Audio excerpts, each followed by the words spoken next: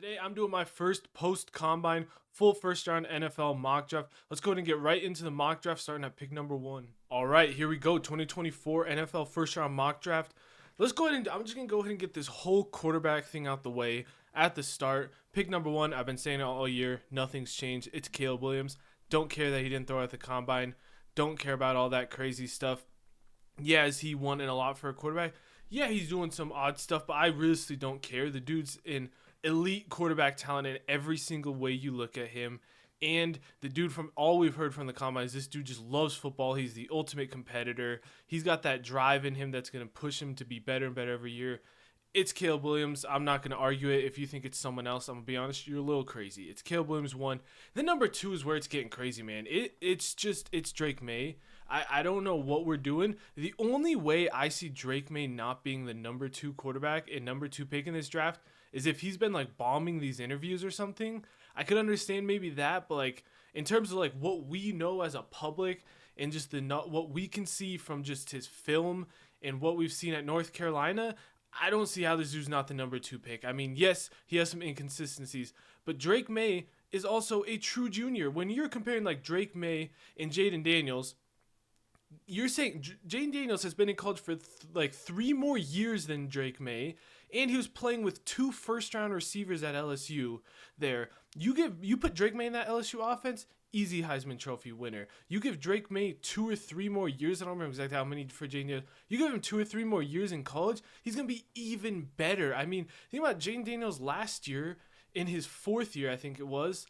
He was not even really like a top like 5 round kind of dude in the NFL draft, and then he makes that leap. Drake May is in his 3rd year, and he's already like that. I think the youth and everything Drake May has on his side. That's my ramble. Drake May is going number 2. Number 3, I think this is the pivot point of the draft. I think we get 2 quarterbacks going 1, 2, and I think this is the prime trade out spot. And I'm gonna make a trade just to have fun. And what I'm going to trade is I'm going to have to force this trade. I'm going to have the Giants jumping up. I don't know exactly what it's cost. I'm not going to go over like the exact cost. You might have to give up a first next year, but I'm just going to do like a first and a second for now. I'm not really, this isn't too about like the actual trade cost, but just the fact that we know the Giants are being aggressive with quarterback. They've talked with Russell Wilson. There've been some sprinkles about some Justin Fields rumors with them. I think they're going to be aggressive for a quarterback, and this is the move to make it for them. So we're just going to go ahead and force this trade. I know they're not interested, but they're interested in my books. The Giants have jumped up to pick number 3, and at pick number 3, they're going to go Jaden Daniels. I know you're like, Jared, you're just hating on Jaden Daniels. I wasn't just hating on Jaden Daniels. I do like Jaden Daniels. I'm really not as high on Jaden Daniels as maybe a lot of other people. I still like him. I really like Drake May. Like, I just don't know how. Couple months ago, it was, oh, hey, Drake May's quarterback 1 maybe in this draft class. And now it's, oh, hey, Drake May's not even like a top 5 pick. I don't know. We don't look what happened last time Chris Sims tried to say some crazy stuff with quarterback. He had like Kellen Mond at QB2. Like, come on now. Let's get back to normal. Moving on, pick 4, Arizona Cardinals. I think this is pretty chalky. You take the best player available. Marvin Harrison, I know it's boring and that's what everyone does, but it's just the best move. So we're going to go with it. The Chargers here. For me, this is between Joe Alt and Malik Neighbors. This is a sneaky little trade spot too. If a team really loves, like, I can see the Bears trying to jump up here and grab Malik Neighbors. I'm not going to do that here, but I could see the Bears being a team that comes up aggressive to get like a Malik Neighbors, or maybe they fall in love with a Rome. But for me, this pick, if we're saying the Chargers sitting here, Malik Neighbors or Joe Alt, I'm going to go with Malik Neighbors. Sometimes you just got to admit that you missed on some picks. I know you want Quentin Johnson to be good, but Mike Williams could be on like the cut/trade block. Even if he's healthy, I mean, he's kind of up and down health-wise. Keenan Allen's getting old. You need receivers out there. I like Malik Neighbors. From what we've heard, I actually wouldn't be surprised if they go Joe Alt, because they've been saying, you know what Justin Herbert needs is a good run game. Yep, that's exactly what he needs. We need to just see him without the ball in his hands, but they've been really preaching the run over there, so I wouldn't be sorry as Joe Alt, but this is my mock draft. I'm going Malik Neighbors. Now we have the Patriots, who traded down from 6. They're going to go ahead and snag themselves Joe Alt, the best tackle on the board. I was an Olu guy for a while. I finally come around to Joe Alt. I got him at OT1.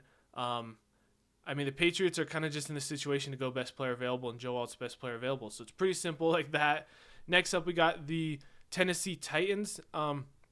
I'm going to do the pick I did in my mock draft, which I think is becoming more of a popular consensus pick, which is Rome Odunze, or just whoever the best receiver is available if one of the three top guys is available. And I think Rome, I mean, he's a dog, man. These top three receivers are all very good. They could use receiver, help Will Levis out, get him all the help he can to be able to give him as much opportunity to succeed in that offense as possible. So go ahead and get a weapon in Rome. Next up, we got the Atlanta Falcons. I think the Atlanta Falcons roll in the next season with either Kirk Cousins or Justin Fields. So I'm not going quarterback here because I think it's going to be one of those two dudes. I think they're going to try and get Kirk Cousins as their number one option.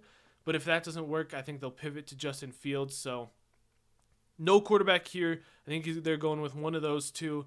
So for me, if they're up on the board here, I would like to go. You know what? I'm going to go with edge rusher for them, get them some edge help, and I'm going with my edge one, who is still Jared Verse.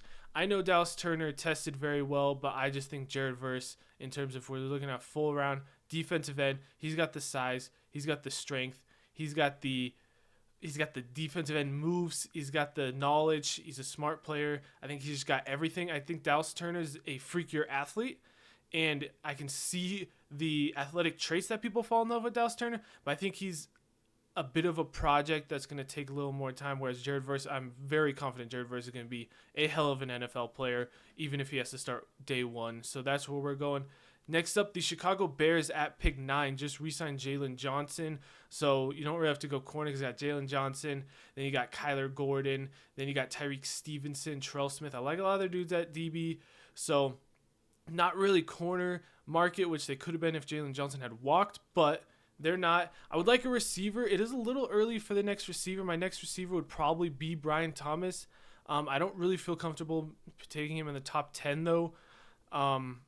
Looking at where else, like D tackle, you would think maybe, but they drafted Gervon Dexter and Zach Pickens, so I probably wouldn't go D tackle. This is really just not the greatest situation for the Bears here with just how the board has kind of unfolded. But what I'm going to do for the Bears here is, I know they just traded for Montez Sweat, but I think you look at teams like the Eagles and the Chiefs and just you got to put as much resources in D end as they can. I think I'm just going to kind of go best player available and get Dallas Turner. That could be a trade out spot, but I don't know who's really trading up. But yeah, we're just going to take the best player available and probably go with Dallas Turner. So we got back-to-back edge rushers off the board. Next up, the New York Jets. For me, this has just really got to be tackle. It could be Brock Bowers, but for me, it's going to be tackle. And out of the tackles that are left, I'm still going to go with Olu. I think there's been some struggles with Olu in run blocking is what people are worried about. But like as a pass protector, like, you just don't get past Olu unless you're JT Tuimoloau. But other than that, you really don't get past Olu. He's just a freak. I still really like him. I would be surprised if Fatanu went over him, but I wouldn't be surprised if Fuaga actually goes over in the draft. He's kind of the hot name right now, Fuaga, but we're going to stick with my guns. I'm going to go with Olu there. Pick 11, the Vikings. I think Kirk Cousins is gone, so they could use a quarterback. There's rumors about Trey Lance. As a Trey Lance dynasty fantasy owner, I would love Trey Lance to go to the Minnesota Vikings, but we're not going to bank that all, so I'm going to go with a pick that I would never make in a million years, but a pick that I think is going to happen come NFL draft time. I think J.J. McCarthy is going to be a top pick. I wouldn't be surprised if a team trades up for J.J. McCarthy. I personally do not think I would not take J.J. McCarthy in the first round, but I think he will go in the first round. I think NFL teams really like this dude. We're going with him at pick 11. Sorry, Vikings fans. I apologize. Pick 12, the Denver Broncos. They're another quarterback-needy team, and you know what? I'm going to keep the quarterback train rolling. I've been saying this all along. Broncos fans are going to hate me. I think Bo Nix is just a Sean Payton guy, man. I feel like Sean Payton will fall in love with Bo Nix. Sean Payton's already been saying we don't care about the consensus. We're going to take our guys when we can get them. I don't know why. Bo Nix really feels like a Sean Payton guy to me. And I think that Sean Payton is going to draft his dude, and I think Bo Nix could be his dude without them trading up or trading out for another quarterback. So I apologize, Vikings and Broncos fans, but I'm just going with what I think is going to happen in those picks, and that's what I think is going to happen. Now we're up at pick 13, the Las Vegas Raiders. I'm going to go with best corner available, and you know what? We're going to go Quinyon Mitchell. I've had Cooper DeJean for a while as my corner one, but man, I love Quinyon Mitchell, man. After that Senior Bowl, has anyone had a better offseason than Quinyon Mitchell, going from just the hype originally like right after the season to the Senior Bowl to the Combine? I mean, you can't put together a much more perfect offseason for a prospect than Quinyon Mitchell. And man, dude deserves it. He's a stud, so we're gonna go with him at pick 13. Next up, the New Orleans Saints. Saints are kind of in a situation to just go BPA, really. They can kind of go wherever they want. They're probably losing Marcus Davenport. They could use some DTs. They did draft Brian Bresee last year, who I really like, so I don't think I would go DT here. Looking at what's available, man, I would think edge rusher would be a really good, but Laiatu Latu, I love Laiatu Latu. It is a little bit early for a Laiatu Latu, though. I got to be honest with you. For this pick, you know what? Screw it. We're going Laiatu Latu, man. I don't really know exactly where they're gonna go. It could be a tackle, but I do like Laiatu Latu. It's a little early, but if you find an edge rusher you like, man, you gotta take him, especially with Davenport probably out of the building. They gotta use some help there. Cam Jordan's getting old, so go ahead and get your help. This is like the easiest pick to draft. If Brock Bowers is available, he's a Colt, so we're just going to pick him and go because Brock Bowers is a stud and Colts could use a tight end. You know, Shane Steichen is really good with Dallas Goedert back in Philly, so I think he knows how to use the tight ends. Brock Bowers, perfect fit there. Then the Seattle Seahawks up here at pick 16. I'm going to make a little bit of a controversial pick. I'm going to go with Troy Fautenow here because I think he can play guard. I know he can play tackle, and he's not like that pigeonhole guard that some people were saying, but I think he'd be one hell of a guard still. You just like watch him pulling in that Washington offense. He is a mean puller, man, when he's leading up through holes. And Seattle could use him at guard, or they could push him out to tackle. They've had a lot of injuries with Cross and Abraham Lucas. I think they could push him out to tackle if they need, or they could play in guard day one. Just that versatility. So I'm going to go with him there. Now, next up, I feel weird that Talisi Fuaga's falling. I feel like he needs to go, but like, he probably could have gone to the Saints, but man, I feel weird with him still on the board. But we're going to keep moving. Next up, we got the Jacksonville Jaguars. I'm going to go with Cooper DeJean here. I think Cooper DeJean, it would be perfect for them because he could play corner if they need him to. He could play safety if they need to. You can slide him in a nickel. He can play everywhere, and Jacksonville kind of needs a little help everywhere in that secondary. So I think get Cooper DeJean, and you can kind of just play him wherever you need him, and I think that's a perfect fit there. We're going to go ahead and stop the Talisi Fuaga fall here with the Cincinnati Bengals. I mean, that would be a dream come true for the Bengals. So what we're getting is Broncos and Vikings fans are going to hate me, and Bengals fans are going to love me for this mock draft. You're welcome, Bengals fans. You got Talisi Fuaga somehow. Sorry it won't actually happen in the draft, but in my draft, you'll get him. Next up, we got the LA Rams, another team kind of like a BPA situation. Take the best player. And right now, for me, the best players available are the corners. So we're going to look at this corner class. For me, it's between Nate Wiggins and Terrion Arnold. I'm going to go Nate Wiggins. I prefer him a little more than Terrion Arnold. Terrion Arnold's more raw. You see the raw talent. I wish he would have run a little better at the combine, honestly, but he's still a really good athlete, raw talent that can be molded in. I think he was playing safety before. It's like his first or second year at corner, so still do that. You need to develop, but he can be still good. I'm not super down on him. I really like Nate Wiggins, too. He's a guy I was high on last summer, so it's good to see him have a good season, kill it at the NFL Combine. He's going to be a really good player in the NFL. Next up, we have the Pittsburgh Steelers. I think the Pittsburgh Steelers are a team that could keep attacking the O-line. If they wanted to, they could attack interior D-line with Cam Hayward getting up there. They could still attack DB. They could really go any direction. For me, what I might go ahead and do is, you know what, actually? I'm going to go ahead and make an interesting pick. I'm going to go wide receiver here, and I am going to go with Brian Thomas. I think it sounds like Deontay Johnson's on the block.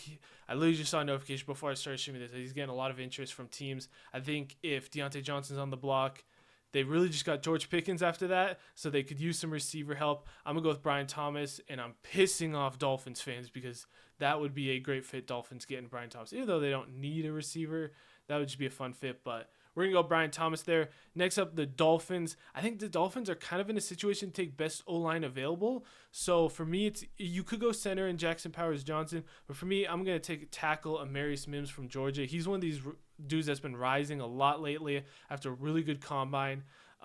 Even though that shuttle was a fake number, Amarius Mims is still a very good player. Big riser, good tackle. Dolphins need help really all over that O-line, so go ahead and get Amarius Mims there. Now we got the Philadelphia Eagles up on the board. I would love the Eagles to really to take a corner here, so I'm really eyeing down Terran Arnold. We cannot take a D tackle for the third straight year in the first round, so that's definitely not happening. I don't know if I'd feel comfortable taking a center here in Jackson Powers Johnson, just with where the Eagles are. Definitely not taking a linebacker. I wouldn't be surprised if they go for like a J.C. Latham or Tyler Guyton, but we're just going to go ahead and go Terran Arnold here for the Eagles. I think Slay's getting up there. He'll still hold down one position. Then you have Keely Ringo, Eli Ricks, now Terran Arnold fighting for that other outside position. And then once Slay moves on in a year or two, then you got your succession coming with Terran Arnold. So that'll be a good pick. Number 23, the Houston Texans. I'm going to go ahead and take best DT off the board. I think they could use some pass rush, so I'm going to go with Byron Murphy. I think when you look at Jerzon Newton's going to be, a bigger dude. More of your mold of, he's not a nose tackle, but like, a bigger power profile dude, whereas Byron Murphy's your lighter pass rush guy. So I like Byron Murphy being able to provide some pass rush for that defense there. So we're going to go him. Next up, the Cowboys on the clock at pick 24. I think I like O-line for them. And for me, you either go J.C. Latham at right tackle and upgrade from Terrence Steele, or you go Jackson Powers Johnson as Tyler Biadasz is a free agent. So I'm just going to go with Jackson Powers Johnson just because he can just slide in and start at center day one. I mean, there's not much like, what if like Terrence Steele becomes better? You got competition? Jackson Powers Johnson will just be your starting center day one, and there's not going to be much argument about it. He's just a really solid center prospect. So that's just a safe, easy, nice pick for the Cowboys. Next up, the Green Bay Packers. We're keeping this thing rolling here. We're going to go ahead and get J.C. Latham. We're going to go ahead and get the best tackle still available. They've always been good at drafting O-line. They've always had guys that can kind of play multiple positions. J.C. Latham's more of just a right tackle. He's not as versatile as the guys they normally get. But that's why you get more versatile dudes, because then you can slide J.C. Latham at tackle and then slide the rest of your guys because they're so versatile. Just getting the best O-line on the board. Next up, the Tampa Bay Buccaneers at pick 26. I was thinking receiver a lot of the offseason for them, but they end up getting Mike Evans back. Baker Mayfield's probably coming back. So for me, you're looking at O-line or D-line probably at this pick is one of those two. They got Kalijah Kancey and Vita Vea on the inside, so I'm not really targeting like a Jerzon Newton. They could definitely use some edge. I think they thought Joe Tryon would kind of be that guy, but he just hasn't really stepped up. Shaq Barrett, did he get released, or was it just that he was going to get released? I don't know if he did. But looking at the edge market, I'm going to go ahead and take my next top edge, which is going to be Chop Robinson. At pick 26, Chop Robinson, he is an electric get-off, man. This dude is quick off the ball, powerful. It sucks to see him get hurt. He got hurt in I think it was Ohio State or Michigan game, so he didn't get his full last season, but he is an elite athlete. We saw that at the Combine, and a dude that, if he didn't get hurt, he would have been a lot higher of a pick in this draft, so I'm definitely taking the risk on him if I'm Tampa. Now we have the Cardinals backup. They went ahead and took Marvin Harrison early on in the draft. I think they're going to come back, and I'm going to go ahead and get them I think they could go Kool-Aid. This guy I'm thinking about right here, Kool-Aid McKinstry from Bama. Or what we're going to do is we're going to go Graham Barton, get them a dude who can play tackle or guard. I think a lot of people are more slotting Graham Barton in as a guard, but a versatile O-lineman, play either one, help Kyler Murray out. So we'll go with that. They're really helping out the offense in Arizona this year. Next up, we got the Buffalo Bills on the clock at 28.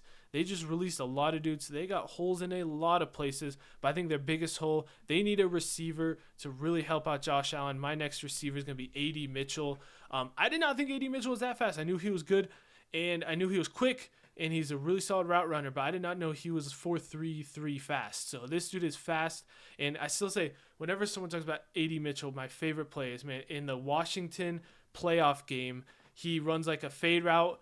Quinn Ewers doesn't throw it, and you can see him yell. He's like, Quinn Ewers, he's like, throw me the ball. The next play, they throw a fade to A.D. Mitchell, and he mosses the dude for a touchdown.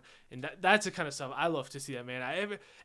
You got to have a little bit of diva in you to be a good receiver in the NFL, and I think A.D. Mitchell's got that, and he's got the talent to back it up, so I love that pick for the Bills.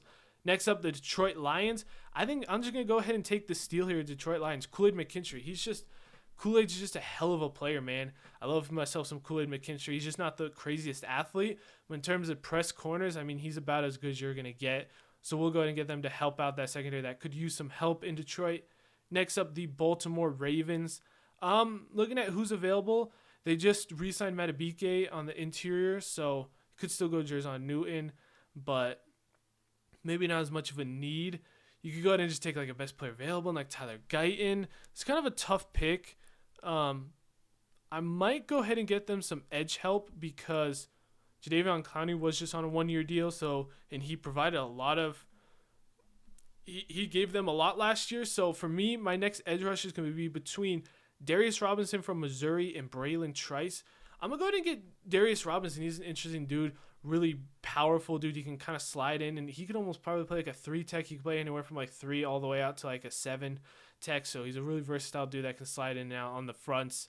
Powerful dude, balled at the Senior Bowl, an interesting guy. Next up, we got the San Francisco 49ers on the clock here. We're looking O-line maybe. I think they could use some help at right tackle, and Trent Williams is still got definitely a couple more good years as long as he wants to play, but I don't know how long he wants to play.